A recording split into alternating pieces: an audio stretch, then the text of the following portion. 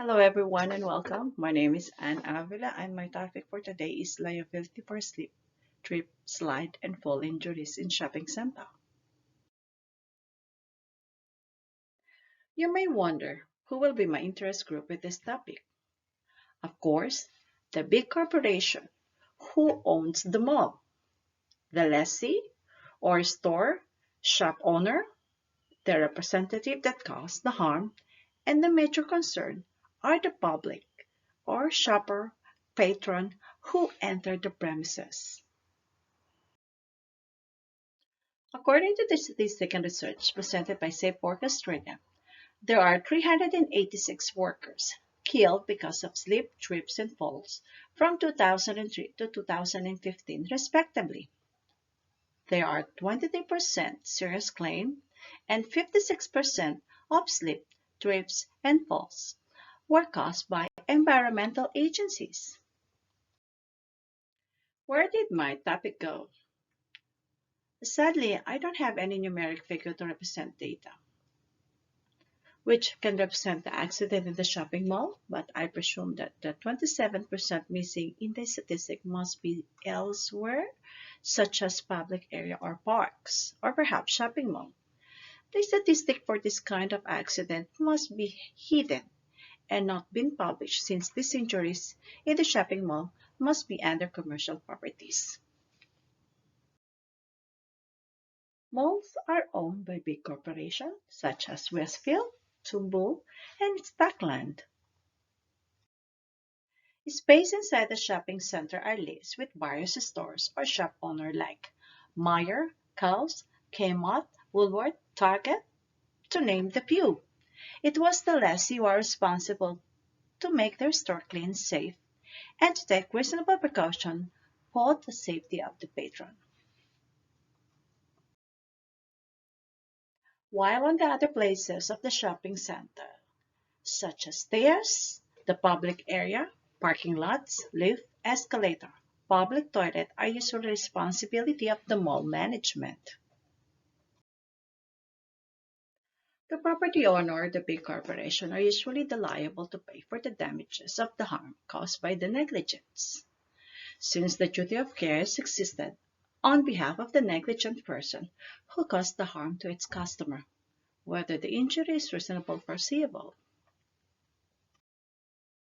The common law claims of an injury due to slip, trip, slide, and fall in shopping mall around Queensland businesses is quite small and very rare. The compensating payment is completely different compared to the work-related injuries. The compensation may sound like a huge money, but it was only paid one time off or lump sum. Aside that it is very rare, the physical injuries can be considered sometimes minor and can be fixable. These personal injuries can be like cuts, bruises, fractures, dislocation of bones, muscle damage such as musculoskeletal injuries, and most serious one is the head trauma. Any of this physical injury is a result from the unsafe condition underfoot while in the property when the victim stumble, twist their feet, or fall that create an intense impact from the wrong movement which later may result of uncomfortable feelings. The accident usually comes directly from the spillage of water, food, and object or things, which is not automatically cleaned by the representative of the property. Sometimes people get tripped in an unstable mat, cracked sidewalks, broken tiles, uneven step, potholes, cluttered electrical cables, missing handrail, and bad lighting. To get compensated, the victim of the plaintiff must have suffered compensable injury and a proof that the negligence is on the part of the property owner. Upon having a fall or slip, it is necessary that this accident must be reported to the mall security immediately. Take a photo where the accident happened, seek for medical assistance, and don't forget to keep all the copies of the medical records and expenses. For other evidence, you may ask and seek the mall management to provide you a copy of the incident report, witness if there's any, and any CCTV footage that will establish that there is a negligence in the case. elements of negligence need to be established when considering the role of fault and who may be responsible. The plaintiff must establish that the defendant was at fault to be able to compensate of the injuries that suffered. Under the traditional fault-based system long time ago, when this kind of accident happened in a public property, it was really impossible to sue the government for negligence. But this has been amended and certain state law are now in control and recognizing this sort of liabilities. Otherwise, let alone the liability insurance of the property handle the matter for the property owner of the mall. Today, the law requires that the plaintiff will prove that the defendant negligently failed to act in a reasonable manner in any other circumstances, that the action and the fault was attributed by the defendant alone. The court will consider the severity of the injury, and the case is appraised for settlement, and the negotiation is to follow, unless the defendant will raise an issue of some contributory negligence and voluntary assumption that the victim is careless and should have avoided the danger beforehand. Therefore, blame and damages must be shared by both parties.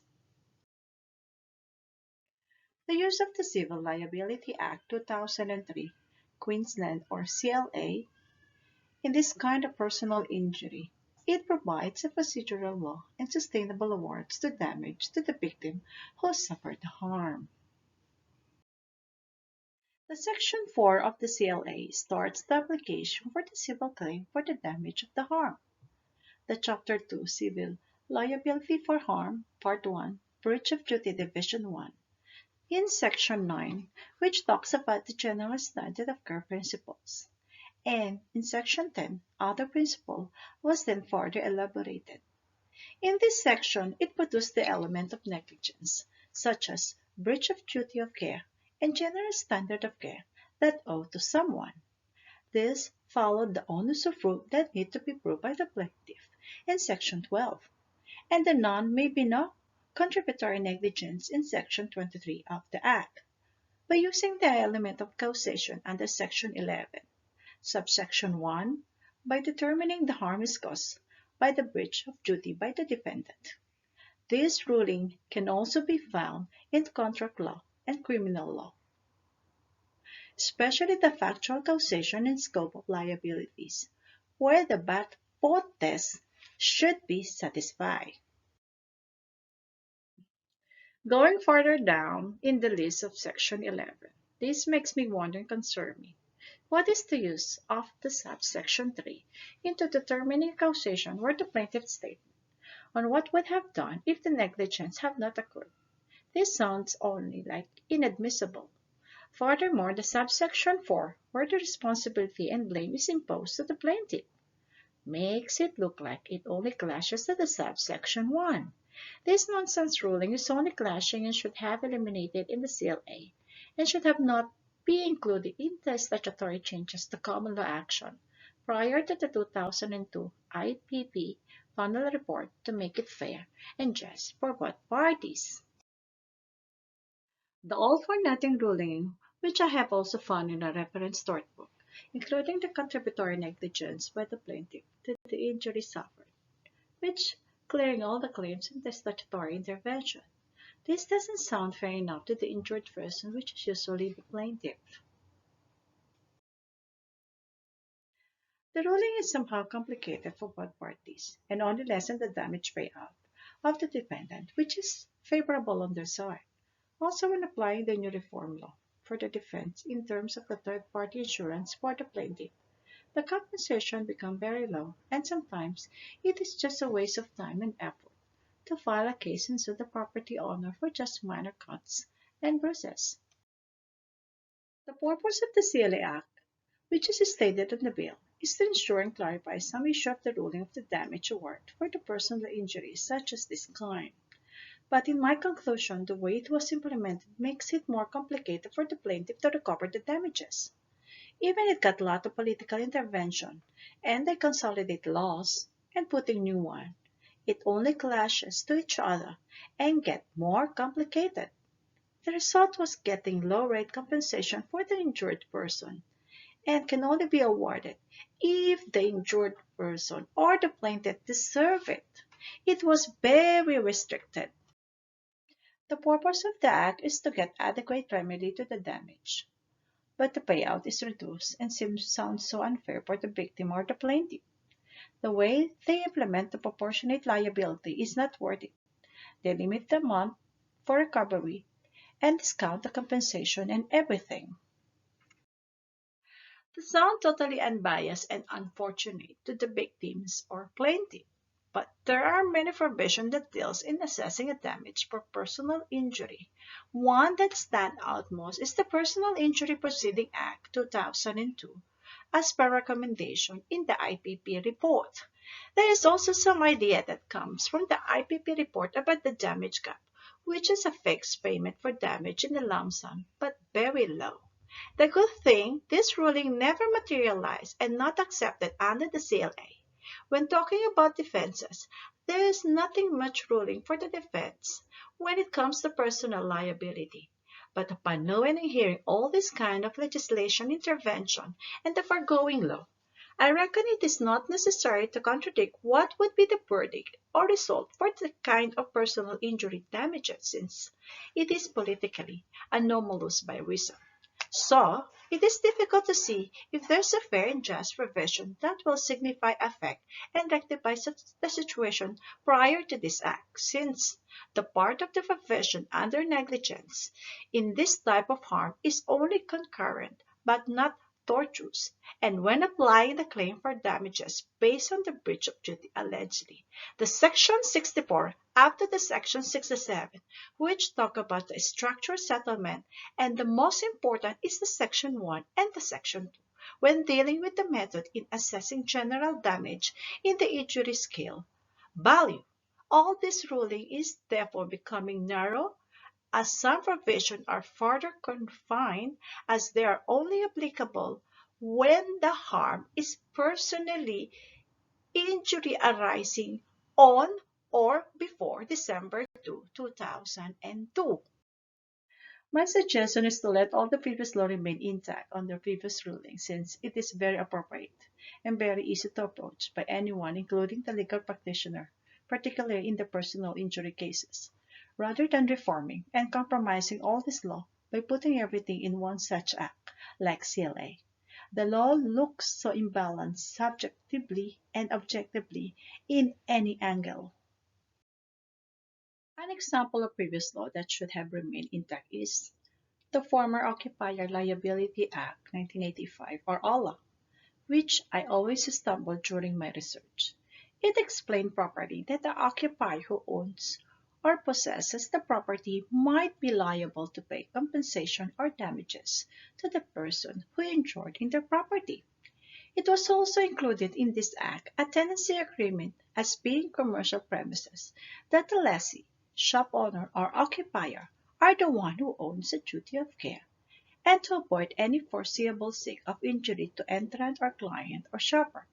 It was also stated in the Act the two elements such as the breach of duty and causation, which is very easy to understand and to apply. I presume that the CLA must have consolidated the OLA to be part of the CLA ruling, then abolished the OLA afterwards, or they copycat the original rules and create newer or botch the law. That is why there are rules which is nonsense and overlapping. If perhaps we didn't have reform and no CLA, let every act, laws, and bill be back and standing by its own. It could be working properly and implemented effectively in the states like Queensland. The liability for slip, trips, and slide and fall injuries in shopping center are indeed somehow small and rare. Maybe because the property owner or a big corporation had already become sensible to deal with such kind of claim, and they have strictly implemented most preventive measures in their premises, so they won't be expecting paying many damages now or in the future.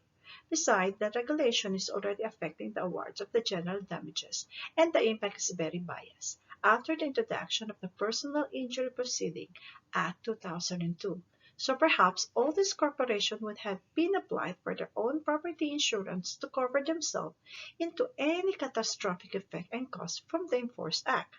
Applying either common law or the statutory regulation, both are in the same boat now, and the interest group of these personal liabilities would be in threat or trick for both plaintiff and defendants, whichever the circumstances they are in. Anyways, everybody is expecting this kind of changes made from this act since it was written in the explanatory note, particularly about the negligence and the compensatory issue, and a lot more. The expectation and impression that there is more changes and new laws to be introduced may have created a huge changes in the ruling. But the fact it is just only a little of the more of the restated law or adaptation principle which has already been established long time ago. I would like to acknowledge the traditional owner of the land, past, present, and the future. Herewith is the list of my reference which I cannot fit in my written submission.